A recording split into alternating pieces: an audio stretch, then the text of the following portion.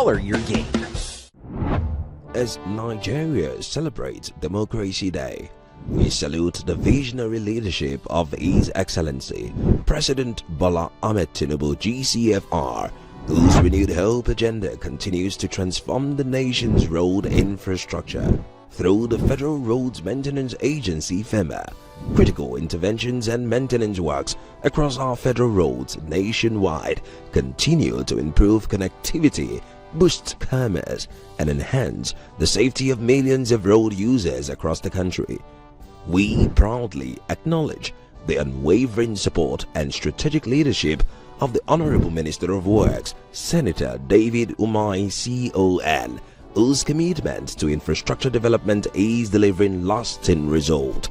We deeply recognize and appreciate too the invaluable contributions of the Honorable Minister of State for Works, Bello Mohammed Goraya Esquire, for his dedication to advancing the federal government's road development drive. Today, as we celebrate the enduring strength of our democracy, FEMA remains committed to safer roads, smoother journeys, and a more prosperous Nigeria. Happy Democracy Day, Nigeria. Signed, Engineer Dr. Emeka Agbasi, Managing Director CEO, Federal Roads Maintenance Agency, FEMA.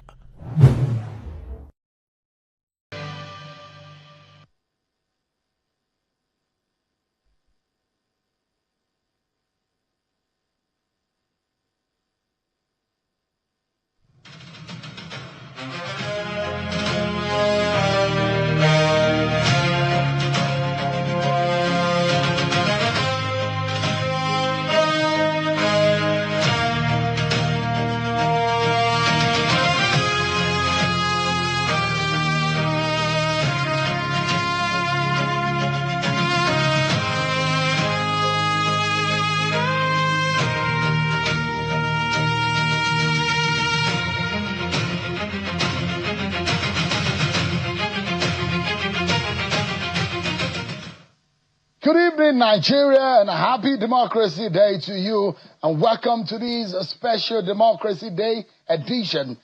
33 years ago, millions of Nigerians cast their votes in what would become one of the most defining moments in our nation's history. June 12 was more than an election. It was a declaration of hope, a demand for justice, and a powerful affirmation that the will of the Nigerian people must matter. Many paid a heavy price so that democracy could survive and endure. Tonight, as we honor the courage, sacrifice, and the resilience of those who stood on the front lines of that struggle, we ask an equally important question. What have we done with the democracy they fought for? In a nation where the majority of citizens are young, where aspirations are rising as rapidly as frustrations, and where the future is being shaped in real time, this is not merely a conversation about the past. It is a conversation about responsibility, leadership, citizenship, and the Nigeria we are building for generations yet unborn. From the legacy of June 12 to the promise of tomorrow, this is a national reflection on who we are as a people, where we stand as a nation, and whether we have the courage to become the country we have always dreamed of. Welcome to this June 12 special edition of Channels Television coverage of the Democracy Day June 12 celebration in Nigeria, the next generation. And that's our focus. I am Seun Okimaloye. Thank you so much, everyone, for joining me. I've got some very interesting speakers on the program tonight from different generations, those who are in the deep of the struggle for June 12 and the aspiration of the people of Nigeria, and those who met it, and those who are moving on and shaping narratives in Nigeria today. All of them are joining their voices to ask, what about the next generation of Nigerians who think that they are aloof of what leadership and democracy means for all of us all? So stay with me, everyone, as we get this conversation going. So Nigerians woke up this morning to a Democracy Day broadcast from President Bola Tinubu, who used the occasion to reflect on the country's democratic journey and the significance of the June 12 struggle. In this nationwide address, the president paid tribute to those who fought for democratic rule, describing democracy as one of Nigeria's most hard-won achievements. He said the task before the nation now is to ensure that democratic governance delivers tangible benefits to citizens through economic growth, improves security, stronger institutions, and greater opportunities for young Nigerians. President Tinubu also called for national unity, for effective and active engagement, civic engagement, urging citizens to remain committed to building a more stable, prosperous, and inclusive country. Let me allow you to listen to just a bit of what the president said. First and foremost, what he said about the Oyo's kidnap and the insecurity in the country. Take a listen to President Bola Tinubu, specifically now on issue of insecurity and the Oyo school abduction. Though this year's mood is dampened by the abduction of our children in Oyo and Borno, we remain hopeful for their safe return. Democracy without security is not solid enough. That is why this administration has chosen both kinetic and non-kinetic strategies to restore peace, declared a security emergency, and approved the recruitment of 50,000 new police officers and thousands of military recruits. That was the president speaking about the issue of Oyo abductions. The president also spoke about the issue of electricity and the effort in taking Nigerians out of blackout and total despair over the issues of electricity. This is exactly what he said. Worst of all, the value chain was draining in legacy debt. The result was a sector that generated less than 13,500 megawatts installed capacity, a sector that transmitted less than it generated, distributed less than it transmitted, and collected revenue far below what it needed to sustain itself. To address the problem besetting the sector, I signed the Electricity Act, which grants state authority to generate, transmit, and distribute power. The Presidential Power Sector Task Force is working hard to reduce the metering deficit. It has also been authorized to raise a 4 trillion bond to settle verified legacy debts. Rural Electrification Agency, supported by the World Bank and the African Development Bank, has deployed off-grid and mini-grid power to underserved communities, universities, markets, and hospitals. That's about electricity. The president is also asking and begging Nigerians to believe in their own country, not to jackpot. There's a lot happening around the world today. The president believes that better days are ahead for Nigerians. Judiciary, the press, and civil society, you are the guardrails of our republic. Criticize me, disagree with me, but never stop believing in Nigeria. To our young people, Nigeria is your home and your future. Build here, code here, work here, and vote here. Every great nation was built by those who stayed to solve problems, but not by those who abandoned ship. To our armed forces, police, and intelligence services, Nigeria salutes your sacrifice.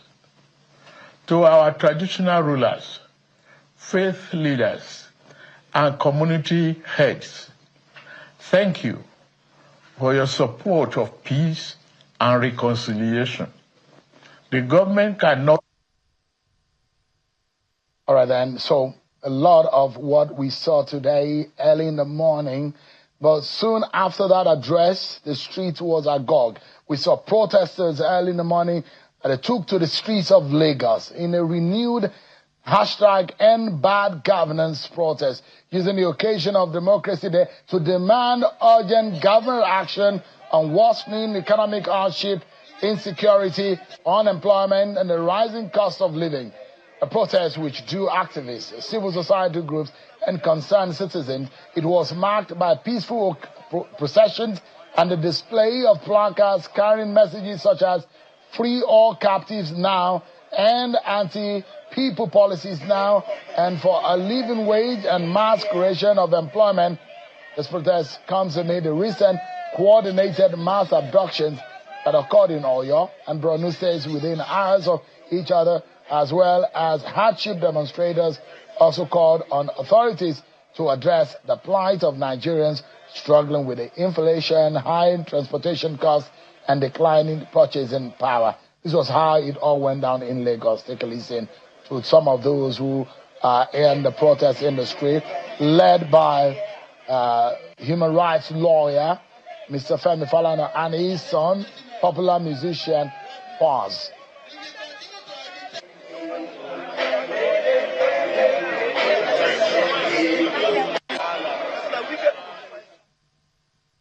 We are having this work to call on the government to be more responsive in the rescue of all the captives, rescue of students, teachers, children, and parents. A lot of them are in captivity, from Oyo to Osun to Kwara to Ekiti, Borno, Zamfara. Several of these places will have people in captivity. Now is the time for them to be rescued. And we are also here to call upon the Nigerian people that they must take ownership of the security of lives. And that is why we are still using this avenue to call that we need community policing. And so that was what happened in Lagos. But in Abuja, there was commotion around the Eagle Square. The EndBadGovernance protesters also were there on the street when policemen fired tear gas at the demonstrators, including right activist Omoyele Sowore, in the protest against insecurity in Nigeria. The protest was a part of a nationwide mobilization by a coalition of civic groups to demand action over insecurity, economic hardship, and worsening living conditions. The protesters were said to be marching from the popular Burger bus stop towards Eagle Square in Abuja to demand an end to rising insecurity, the release of abducted school children, and improved governance when the incident occurred.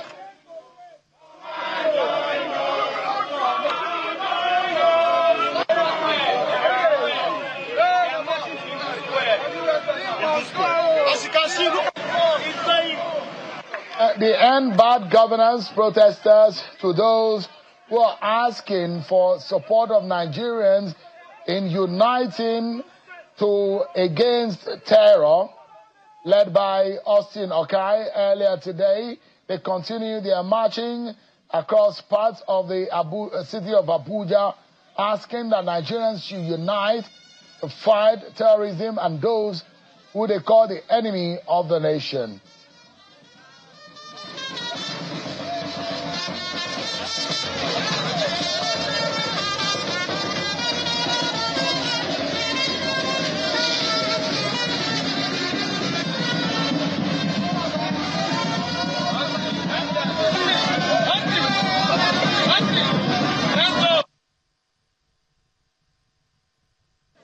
The politicians blame one another. They blame security operative. They blame a ruling party. The ruling party blame opposition. We keep saying this. Government comes, government go. The insecurity is still on. Yes, we acknowledge their effort, of the security operative, but that means something is missing. Therefore, we come up with the idea that it is now we suspend our various political differences. It is now we suspend our various religion beliefs. It is now we suspend the interests of our various political region. What are we supposed to promote now? The sovereign nation and Nigeria that is safe of banditry, Nigeria that is safe of kidnapping, Nigeria that is free from Boko Haram. Right, those are the United Against Terror demonstrators who are on the streets of Nigeria today. Now, we get into our conversation about June 12, Democracy Day, but our focus tonight is about Generation X in terms of leadership and the understanding of democratic principle. Is there a gap between those who are in about 64 to 65% of our population in this country, those who were born 35 years ago or 33 years ago? How much of the issues of democracy, they never even saw what is called military rule. Do they appreciate what exactly is going on in our country today, the growing and the building of the democratic structure and architecture in our country? But let me take you and give you some insight on what happened and remind a lot of our viewers tonight about the essence, the figures, the fact, and the concept and the principles behind June 12. And let me take you through some of this information. So the historic election, it started with it. It was on June 12, 1993. And we saw the presidential candidate, you remember, SDP NRC. Of the SDP was Moshood Kashimawo Olawale Abiola of the Social Democratic Party and Bashir Tofa of the National Republican Convention NRC. It was a very important and very interesting election in our history. Then comes the annulment. On 23rd of June 1993, the then military president Ibrahim Babangida annulled the election before final result was officially announced. The decision shocked the nation and sparked widespread protests. Many Nigerians viewed the annulment as a betrayal of the people's mandate. But there was one woman who fought, who stood in the gap when all did not go well, and it was Kudirat Abiola.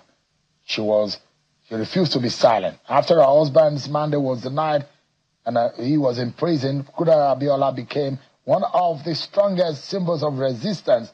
She mobilized support for democracy and demanded recognition of the June 12 mandate. She was assassinated in Lagos on the 4th of June, 1996. So the milestones of the struggle to democracy. These are some of the key milestones. 1993, election was annulled. 1994, NADECO was formed. 1996, Kudirat Abiola was assassinated. 1998, Abiola died in detention. 1998, General Abacha equally died. 1999, civilian rule was restored. Nigeria's Fourth Republic begins on the 29th of May, 1999. And 33 years after June 12th of June 1993 to 12th of June 2026 is 33 years since the historic election. 27 years of continuous civil rule unbroken is the longest democratic period in Nigeria's history. There have been 5 presidents, 1 republic.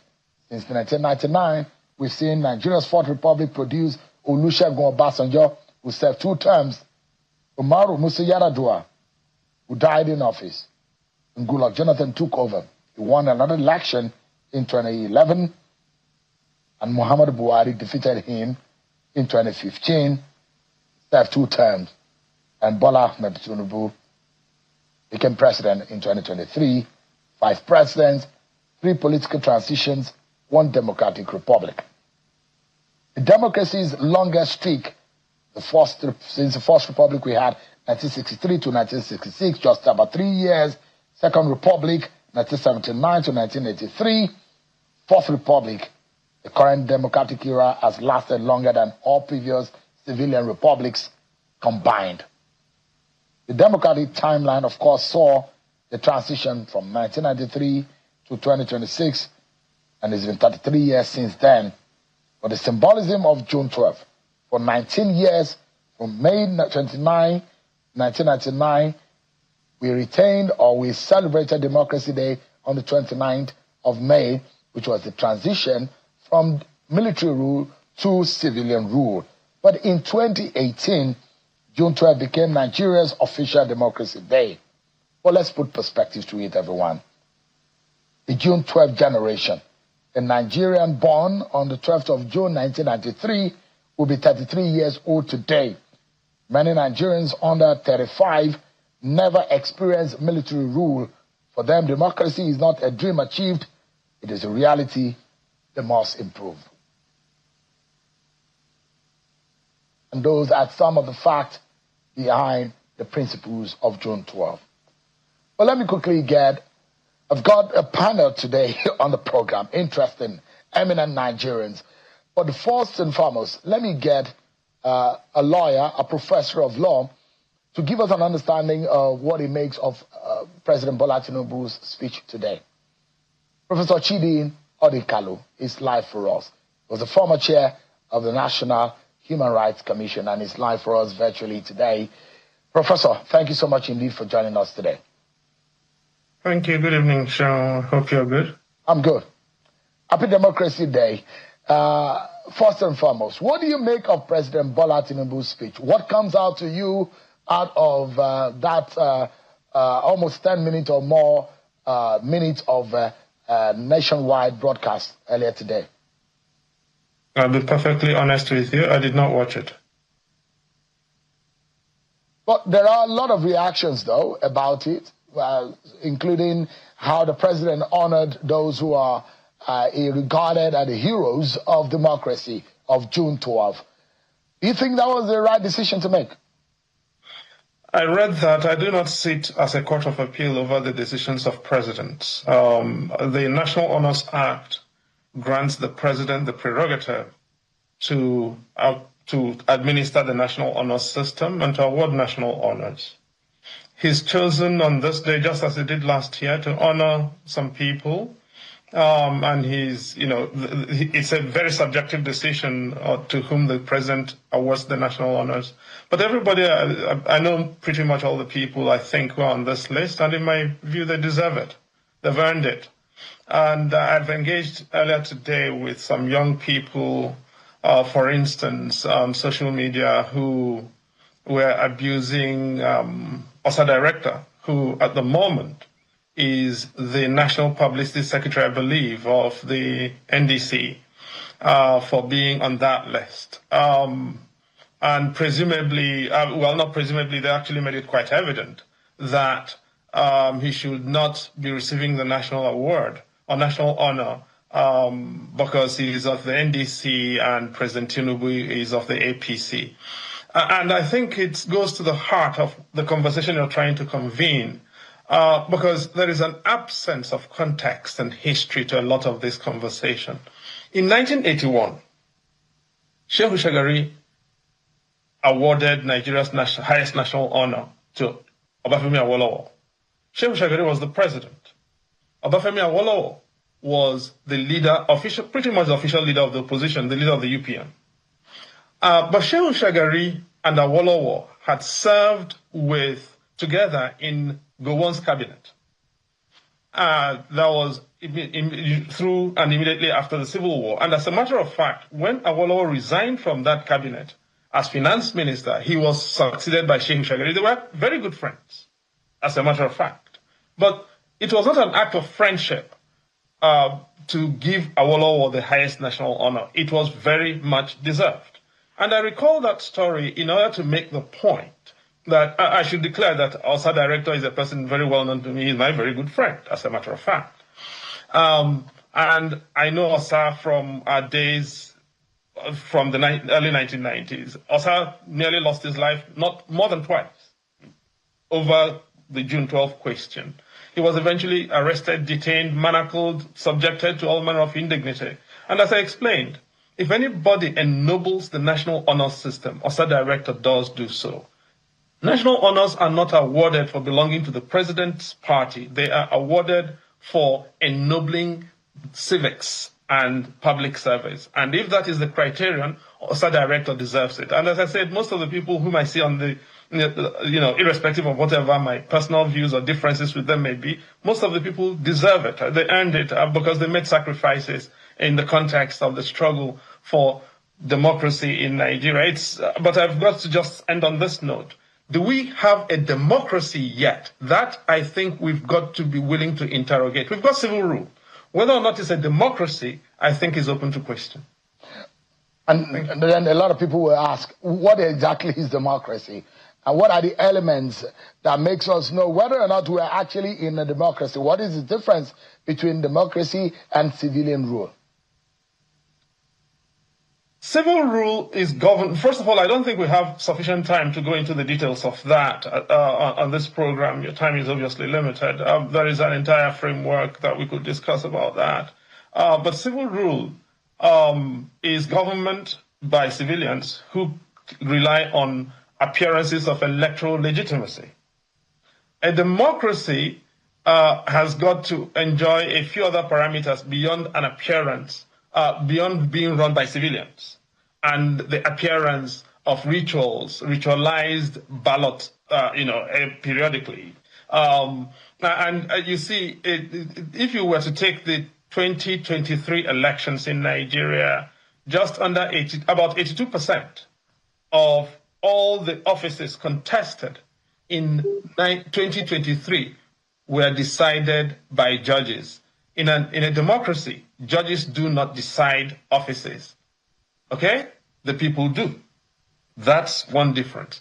And if you're going to be deciding the offices through judges, then you've got to be open to the question whether that is the way democracy functions. And by the way, in 2007, this is not the first time, in 2007, 86.35% of the offices were decided by the courts. We've got a problem to address. Institutional capture is part of it. And I pose that question because we've got to fundamentally deal with it. In your own view, those who experience military rule will tell you that, well, the worst of a civilian rule is better than a dictatorship. But what we experience today, are we gradually, because there are a lot of things, part of it is a transition of power, consistent elections. These are all the elements that shows you whether or not you are in democracy. But are we graduating? Are we improving? Are we developing? Or we are static, in your own view? So you see, military rule is not full cloth to me. I experienced it very much. I was born into military rule and into a war and into internal displacement. I experienced military rule. I lived through it. I lived in the gutters of Ikorodu Road, doing all of that and worse. So let's get that aside. I also do not desire military rule under any circumstance. But no, I do not agree with the sentence that the worst of military rule or civilian rule is better than military rule. I absolutely do not. I think that is gaslighting people who want to address the problems with civilian rule. I do think the worst of civilian rule is the worst of civilian rule. And we should not create this Manichaeism of thinking that, well, we've got to choose between the worst of civilian rule or soldiers. We do not deserve, nobody deserves the worst of civilian rule. Let's not gaslight citizens. Okay? There is something fundamentally wrong with the worst of civilian rule. Let's not make it that, well, if you don't want the worst of civilian rule, then you take military rule. Why can't we get the best of civilian rule? Now, what's wrong with that? So the question I'm asking, and as a student of political science, there are 5 pillars that give you an inclination whether you are in a democratic rule or not, part of which is the participation of citizens in governance. The other part will be free elections, human rights, accountability, rule of law.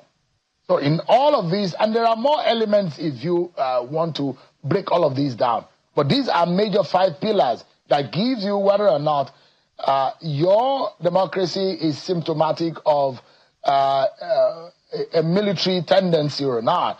And that's why I'm asking, for some of you who are, you are a professor, so a lot of things come in context to you. And academically speaking, you like a deeper conversation about some of these issues. But if you want to diagnose the situation of Nigeria today, would you say that we are developing, we are growing?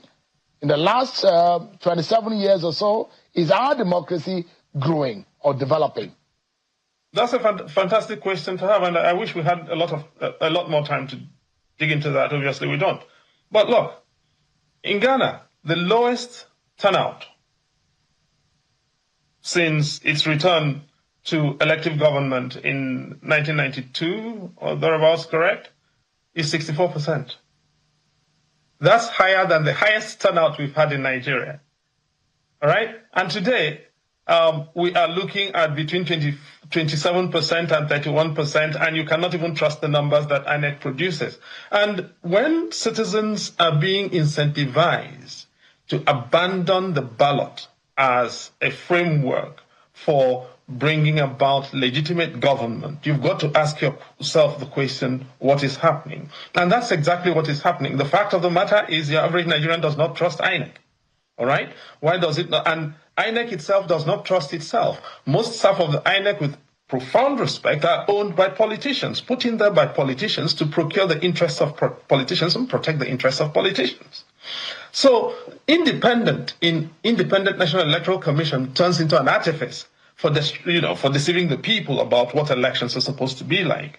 Now you talk about the elements of elections or democratic government, and you talk of the rule of law. And the opposite of the rule of law could be the rules of law or the law of rule. Okay? Now, when you create appearances of judicial ritual in order to arrive at predetermined answers or predetermined destinations using artifice of legality, is that the rule of law? And the rule of law in a presidential system of government is not exactly the rule of law in a parliamentary system of government, where there is supremacy of parliament. Or indeed in this British system, where there is in fact no written constitution. And the reality is that today, Democracy Day, happens to be the birthday today. The late Chief Justice Mohammed Lawal Uwais would have been 90 years old, right? And that was the last Chief Justice that made an effort to preserve judicial independence. Since he left, there have been two other Chief Justices that tried. One was Aloma Mukhtar, between 2012 and 2014. The second was her successor, that's Mahmoud Mohammed. Besides these three, you have a situation in which most of the other Chief Justices in the interregnum since Lawal Uwais have left in scandal. All right? And that is at the level of Chief Justice. And let me end on one final note. Tomorrow, 13th of June, the Court of Appeal is marking its 50th birthday in the village of the President of the Court of Appeal in Shendam local government area in Plateau South. The headquarters of the Court of Appeal is in Abuja. But the Chief President of the Court of Appeal has relocated the 50th anniversary of the Court of Appeal to sit in her village in Shendam, where there is no court, and there are cases going to be heard on a Saturday. That's all I will tell you about rule of law. And I'm not making this up. It's all in a bulletin issued under the hand of the Deputy Chief Registrar of the Court of Appeal. It's interesting. I know that you're a servant in the Temple of Justice. Saying this looks so much like you're pained about what is going on. But what is painful today will be that there are 35-year-old, 33-year-old, 30-year-old, 25-year-olds who are living in an illusory Nigeria. They are the larger percentage of our population, but they do not believe in the physical and the geographic space called Nigeria. They do not even experience military rule. They don't know what it is that is military rule. They don't even appreciate democracy. They don't even want to hear about governance. They don't want to hear about democracy. They wouldn't even want to go to vote on election day. The fact that they are 18 and some of them have experienced 2-3 election cycles. Not to talk of the ones that are going to be 18 in the next election. There's so much illusion in the heads of our young people today. And some of them who are probably watching, or may not. I won't be surprised if 1% of them, of the 64% are watching, because they are totally disconnected about whatever that is going on in this country. Where do we begin to build a nation around those people who are in the majority, who are aloof about this nation and its democratic journey? I'll only say this. I think we need to be careful not to patronize young people. Young people are a lot more discerning than we give them credit for. I'm over 55 now, so I'm not sure I'm quite young anymore, although a lot of Nigerians, a lot of my elders look at me and say, young man, your time will come, right? Okay? But look, I think young people are a lot more discerning. You are still one of the future of tomorrow. Exactly. I could easily lead the youth wing of a political party in Nigeria. But look, the young people are not, people present them as the problem of the country and all of that. The fact is that people voting with their feet are more than just young people. I have my friends who are in their 80s, quitting Nigeria to go and die in the United Kingdom or in the United States. Okay, and actually buying tracts or vaults to be buried in anywhere from California to New York to London and parts of the United Kingdom. All right, those are not 80-year-olds are not young people. These are people who have been through every phase of Nigeria's evolution. All right, now we've got to ask ourselves the question why people who have built mansions. I mean, I've got senior advocates of Nigeria telling me they're about to jackpot. All right? And these are not senior advocates who cannot afford things, obviously speaking. So let's also not make this about young people. And now, other issues, I think we failed young people in not giving young people history, an understanding of the content. And that's why when I write, whenever I do, I try to anchor it on what happened previously and to make the connections, the intertemporal connections, because we've got to give young people content. And the story I told you now about Obafemi Awolowo, National Honors 1981, most people do not know of that. Those of us who have that content have a duty to make it accessible and available, no matter how controversial that is. I think there is a duty of intellectual honesty to sustain the curiosity of young people about the country. And let me end on one note. I think in your chapeau, introducing the program tonight, you talked about an absence of collective ownership of the Nigerian dream. Is there any such thing? When did we get together to construct the foundations of the Nigerian dream? What does it look like? Maybe we should start talking about how we build that Nigerian dream. So every succeeding generation will feel not just a sense of ownership of it, but also a sense of obligation to contribute to reshaping and perfecting it. And I think that is what is missing. That sense of intergenerational partnership and solidarity in constructing a society. In 1953, when the ANC met in Polokwane, they reduced everything to one sentence. South Africa belongs to everyone who lives in it. Can you say, Sheung, that Nigeria belongs to everyone who lives in it? And my hope would be that we can construct a country around the promise. If we can construct a country around the promise of Nigeria belongs to everyone who lives in it, we would have started making progress to connect younger people to the older people without forcing anyone to abandon the country or the project. Well, I don't know where we're going to buy a dream for Nigeria if you argue that there is none. But our national anthem talks about such. And I hope that the legacies of our heroes past. Which national anthem? The old one or the new one or the abandoned one or the one that will become? The one that we'll sing presently. And even the old one talks about the commonality of the dreams of this nation. And I wonder if that does not exist in reality, how do we find one?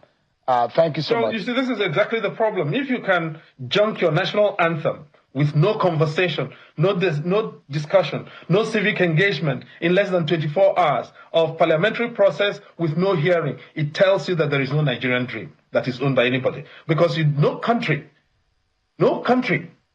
deals with its national anthem with the degree of irresponsibility that was brought to that project of changing our national anthem. And by the way, the first one, when it was changed in 1978, went through exactly the same process. It was military diktat.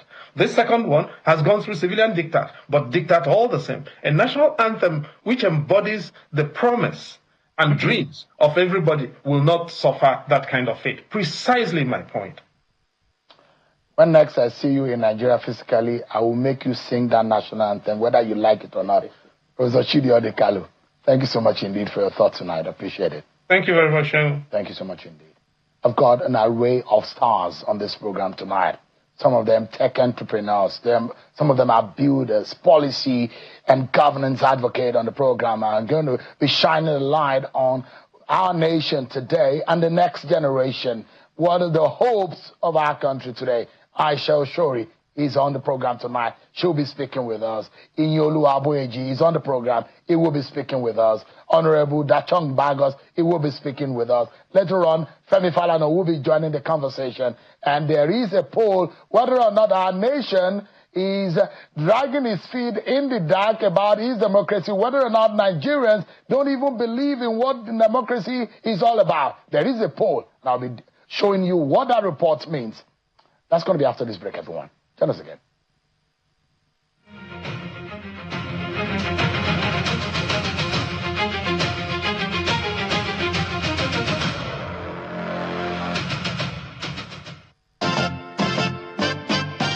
They say votes no they count, but every election they won't buy it. It means say your vote matter. Don't let anybody bobo you say your voice no important. If you never register, now na the time.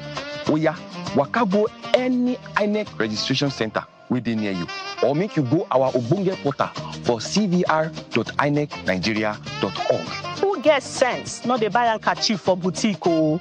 Shine your eye wella, because now we get PVC free votes. Registration the close on Friday, 10th of July, 2026. Oh yeah, oh, make una go register sharp.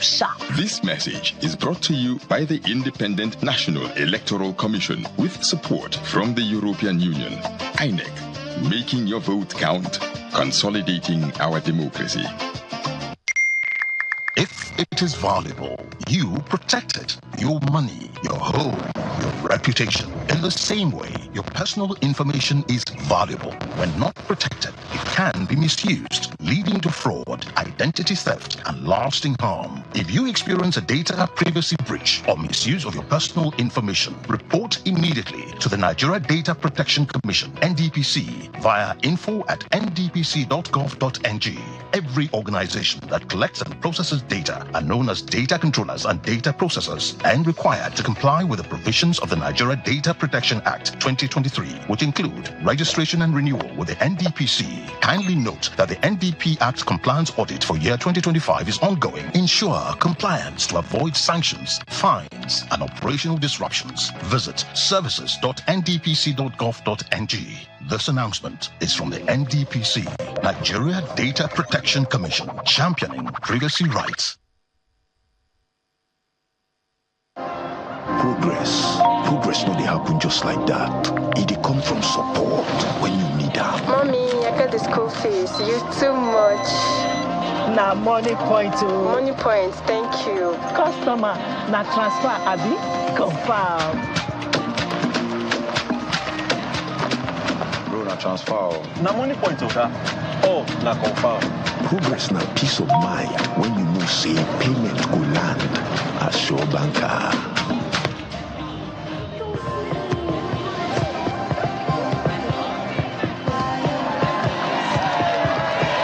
Progress na small wind wey dey carry person go far. No worry, yourself go make am. Mo go buy ball.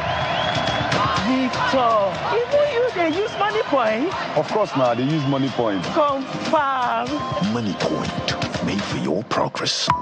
From a remarkable journey of service, sacrifice, and nation building comes a celebration of legacy. The organizing committee proudly announces the public presentation of 3 landmark books in honor of His Excellency General Abdul Salami Abubakar, as part of activities marking his 84th birthday celebration. Theme: The Legacy of a Statesman. The event will bring together leaders, diplomats, scholars, and distinguished personalities to reflect on leadership, peace, democracy, and national unity. Special guest of honor, His Excellency President Bola Ahmed Tinubu, GCFR. Keynote speaker, His Excellency Thabo Mbeki, former President of South Africa. Chairman of the occasion, General Yakubu Gowon, retired. The event will also feature the unveiling of the Abdul Salami Abubakar African Resource Center. Date, Saturday, 13th June 2026. Venue, State House Banquet Hall, Presidential Villa, Aso Rock, Abuja. Time, 1 p.m. Announcer, Chairman, Organizing Committee. Malaria is gone. No more cold and pain. What is wrong with my husband? Ma, he was very sick in the office. This is the lab result. Get Luta. Thank you, Luta. With Luta, malaria is in big trouble. Luta contains artemether and lumefantrine, and it is used to treat malaria. Luta is another quality product from Hovid and marketed by Pharmatex Nigeria Limited. Know what's happening across Nigeria's various regions on Channels Television's Newsroom series. Every Monday, we bring you stories from the Southwest. And on Tuesday, the Northwest is our focus. We're in the South-South for midweek reports on Wednesday. And later in the week, the North Central takes center stage. The Southeast gets the spotlight on Fridays. And we close out the week with the Northeast on Saturday.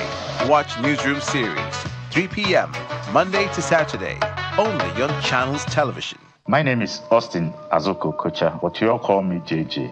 That's because I was so unstoppable, they named me twice. Those days, there were times when it was difficult for me to perform. But you know what? I never stayed down.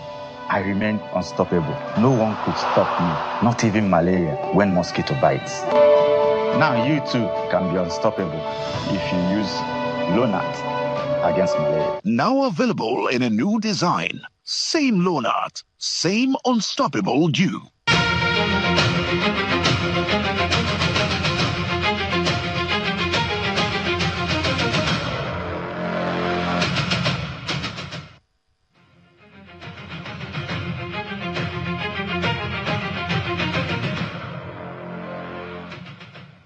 On this special Democracy Day broadcast right here on Channels Television, and we'll be driving this conversation up until about 15 minutes before 10 p.m. This moment, let me bring to the conversation some very eminent Nigerians, from Ms. Aisha Oshori, who is a lawyer, a journalist, and policy and governance advocate, and an author who's live for us virtually. It's good to see you, Ms. Oshori. Thank you, Seun, and I'm not a journalist, too, before the journalists come after me. I'm just an opinionated Nigerian that writes articles, so I am not a journalist. Happy to be here. We will take that. Thank you so much indeed. And of course, I'm being joined also by a techpreneur who is a co-founder of Andela and Florida Wave, Mr. Inyolua Aboyeji. Thank you so much, Mr. Aboyeji, for your time on the program. Thank you very much for having me on the program.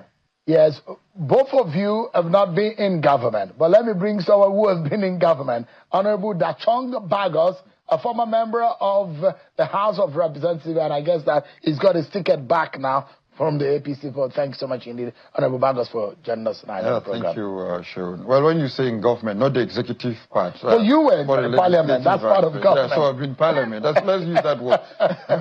All right, let's get the conversation started. And this conversation is about a next generation. And I said earlier, in the last 33 years, since June 12, 27 years now of unfettered democratic rule or civilian rule in Nigeria. But it does look that there is an illusion in the hearts of many young people. Let me begin with you, Ms. Oshori. You've written about your experience attempting to get into the House of Reps and some of the things that you saw. And I'd like to ask you, why do you think a lot of Nigerians get so disillusioned about their country? They're not interested. Yet we need to give them credit. We think that they don't know as much as they do, but yet they really are aware of a lot of things. But what do you make of the mindset of the average 30-year-old, 35-year-old who did not experience the military rule?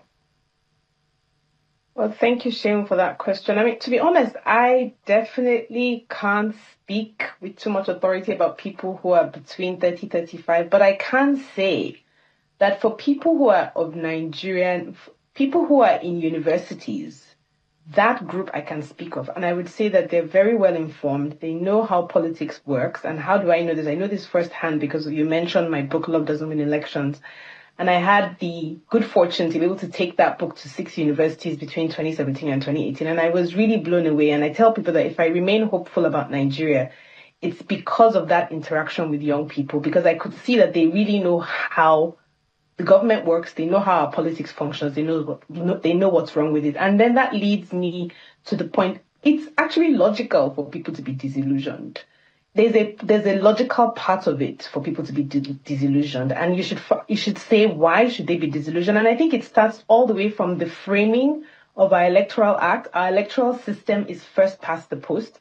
That's a very undemocratic and very unfair way of structuring your electoral system. Why is that? We can use the 2023 elections, presidential elections, as an example, where we had 3 major candidates, Obi, Atiku, and Tinubu, and they all got roughly 36, 30-something each. But the person who became the president, that's Tinubu, literally just got 36% of the votes, means that the majority of people, 60% plus, didn't vote for this person, but somehow he's the winner.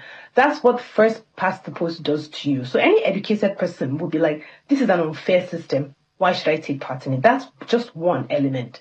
Then you go through everything else in our electoral act, whether it's from how primaries are conducted to what it takes to register a party, which just too many things that you have to provide, too expensive, meaning that, of course, it's shutting out certain types of people.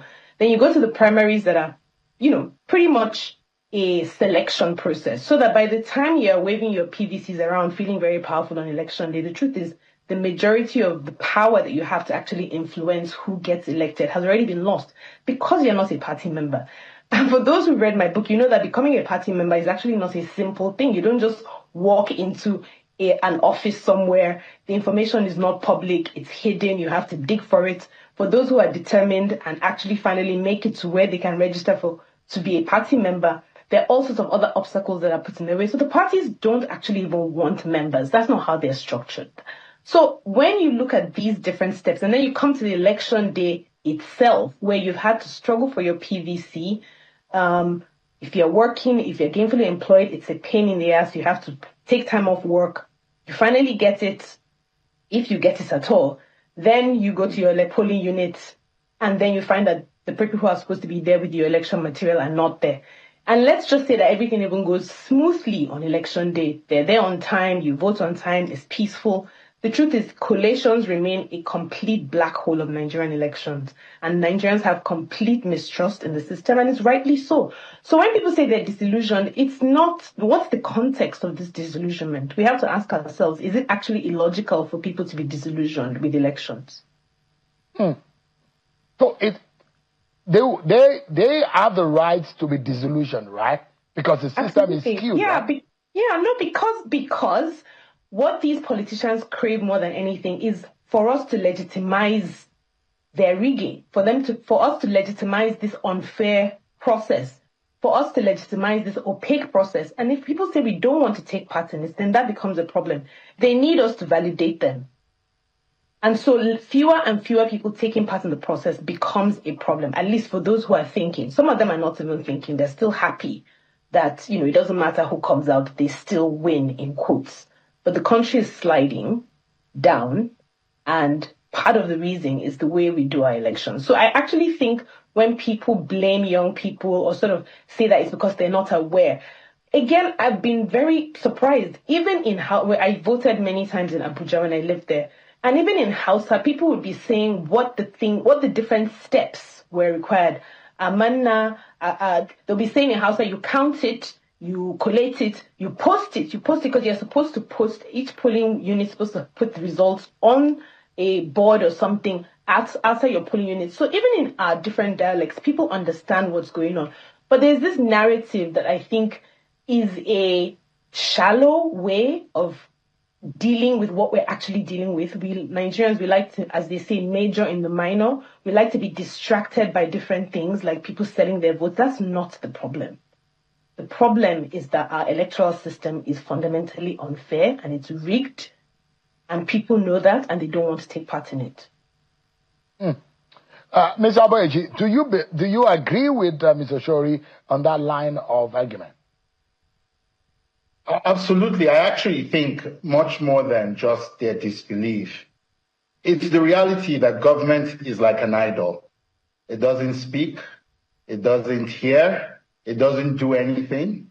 And so increasingly, the question of state capacity is one that the Nigerian states that has been handed to the next generation, has to be handled, because the state as it currently exists must be completely rebuilt from scratch.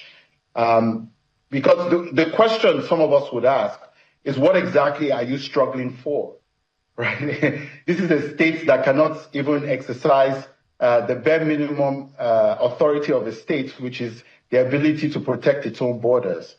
So what exactly are you struggling for, right? Why even participate in such a process as opposed to recreate it from scratch? And I think that's the path that young Nigerians are on. We recognize that the system may absolutely need to collapse before it's rebuilt, and we're preparing for that rebuild. You operate in that tough, where young people love to be, in the tech sector. What do you think really attracts, what sense of nationalism comes to mind of the young person based on what you know and the area and the sector you operate?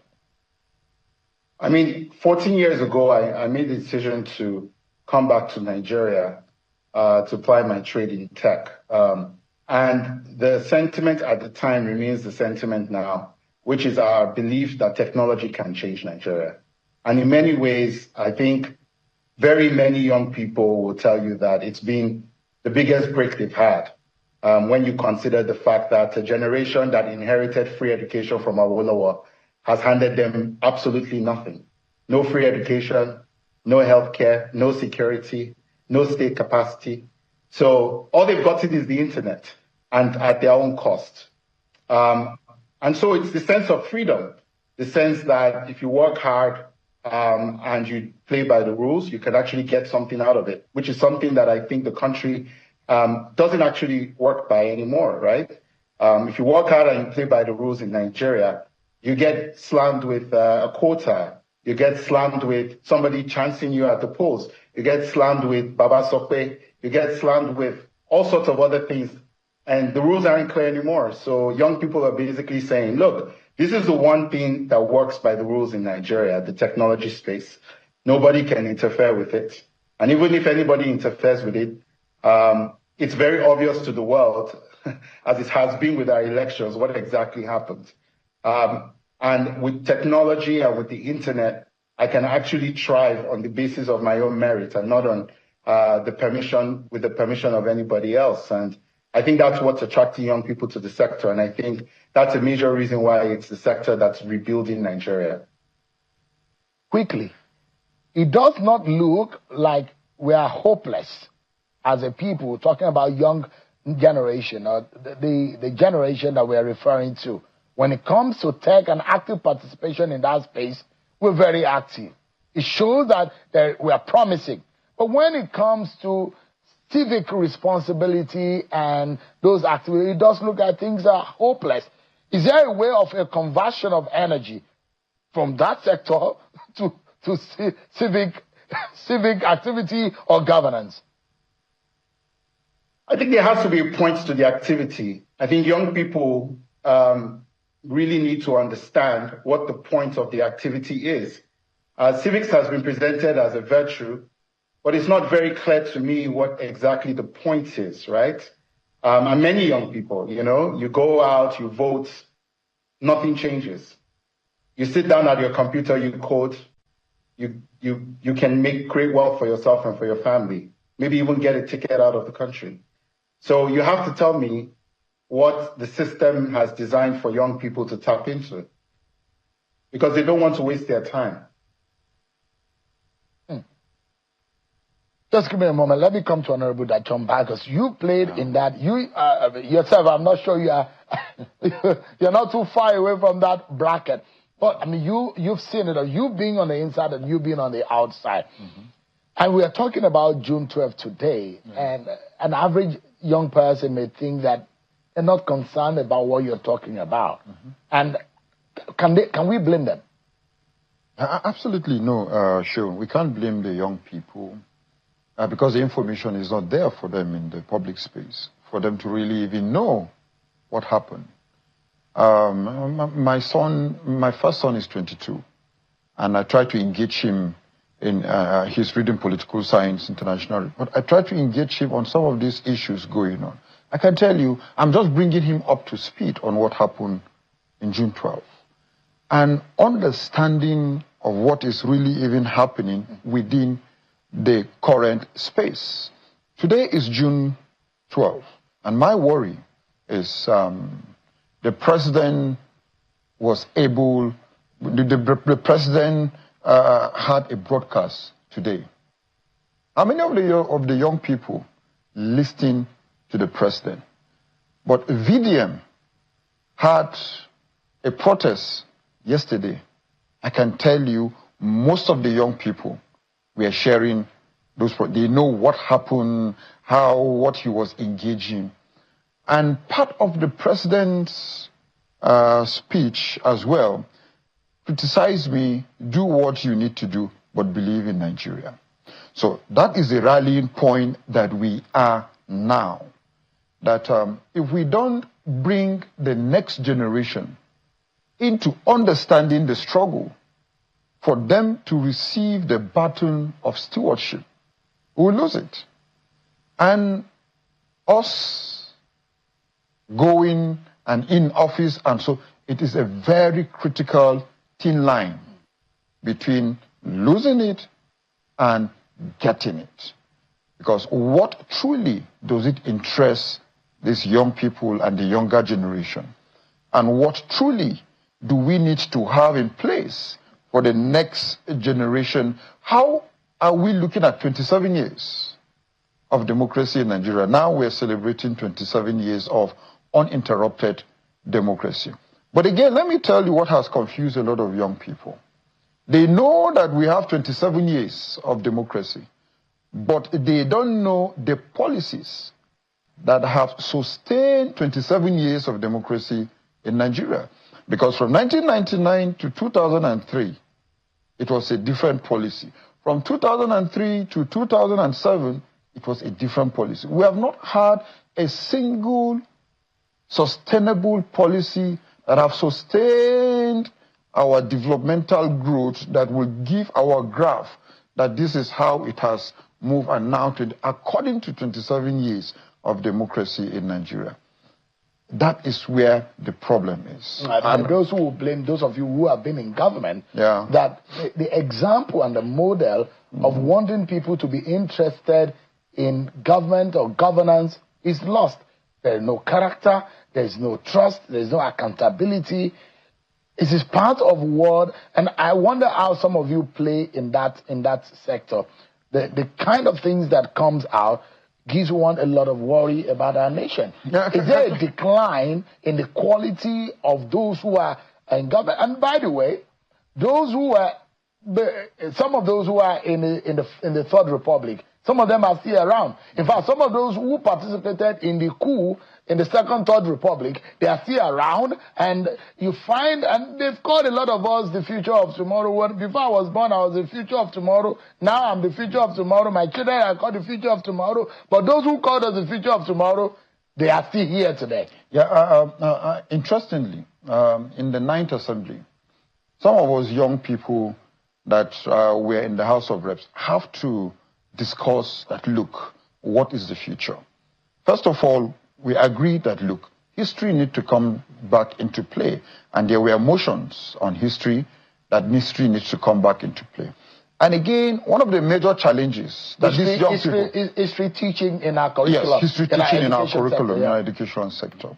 And one of the major danger that we all foresaw that, look, insecurity is one of the major problems that has now dampened the hope of a lot of young people. And we came up with a solution that, look, state policing is one. And that's why state policing has been on the front burner for a long period of time. But one thing I can tell you is that is all hope lost? No. But again, what are those possible solutions that we need to bring onto the table that, look, this is what we need to do? Because for me, a lot of energy has been centered on the problem. What are those possible solutions? That's what I'm so much interested in, because the same promise that we politicians, I wouldn't exempt myself, that I've been promising a lot of people since 1960 of democracy, good road, water, and healthcare. And this is going to be the same promises that we're going out to still promise people that good road, water, and healthcare. And again, the same actors have been able to put in, to understudy a research on what and how the leadership recruitment that is being done in the West, being done even in England and in US. And I understood one thing, Shehu, that our institutions for leadership recruitment is one of our basic challenge, because now in APC, in PDP, in NDC, we are all focused on the next election. So what is the Democratic Institute doing? What is the Progressive Institute doing towards generating leaders after 2027 elections? And most of our leaders we have today became leaders when they were our age. So it should be a big concern to most of our elders and leaders that had done well, that now we are exiting, who is taking over. And that is where the leadership recruitment problem that I really want us to look at the next generation, because without stewardship, the struggle will remain the same. Let me go back to Ms. Oshori. Give us an understanding. You live in a society where it looks like a lot of things work. And we can learn some lessons, can't we? And you imagine what is broken in our system and how can we fix it? Sure. To be honest, and let me start by saying every system, every society has its problems. There's no perfect place. People just keep at it. But I like where the conversation is going, and I like what you've asked me. I would say thinking about what the problems are and what the solutions are, they're both sides of the same coin. So, for example, one of our biggest problems in terms of thinking about the political awareness and sense of ideology and meaning and vision or whatever, or bond with Nigeria, is the fact that, as someone has already posted, has already commented, Foreigners were moving in, Ghanaians were moving in, seizing the opportunity. Now they woke up one day and they realized that, oh my God, foreigners are controlling everything. Now you have xenophobic attack. And I'm saying, guys, don't be distracted by the negative noise. This is an economy that is about to experience multidimensional prosperity. Based on what is on ground, based on what global agencies have said, why do you think these companies are rushing in? Don't be left out. Skill up and seize the opportunity. That's my message to the youth. That's, by the way, you are comparing 1993 democracy to present-day democracy, and people are blaming President Tinubu, saying you can't even draw a parallel. Killer.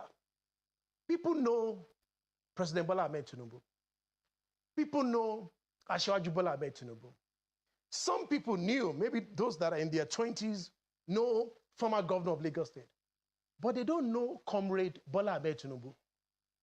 They didn't know a Bola Tinubu who in 1993, 94, 95, 96, this same democracy you're talking about, they don't know a Comrade Bola Ahmed Tinubu that went to pour sand on 3rd Mainland Bridge to cause traffic, just to make sure that they takes on the military government.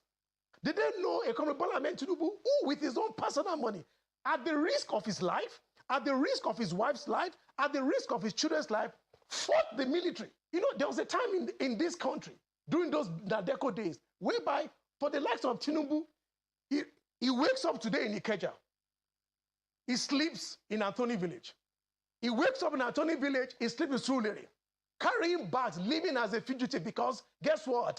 As Hamza Mustafa is chasing him up and down. They don't know the struggle that this man was part of to make sure that we have this democracy. They don't know him. They don't. And anybody accusing him that, no, he's the one decimating opposition parties, no, that is lying behind the finger. How is that a lie? How is that a lie? We've heard people that work for him say, no, Kayla, stay there and scatter them. We've heard people that work for him say this. Because opposition party has failed Nigeria. Opposition parties has failed Nigeria. And I'll tell you what. Selfish ambition is why they've all gone array. I told in March, when they all congregated and formed ADC, I told a friend, jokingly, I said, ADC is Atiku Democratic Congress. I said, I give you end of May. All of them won't be together. He said, why? I said, they lack the leadership capacity that Tinubu has. And they said, what do I mean? And I'll tell you what. Opposition party thrives when the leaders are willing to sacrifice their personal ambition. Twice Tinubu did that. In 2007, when the PDP were leaving,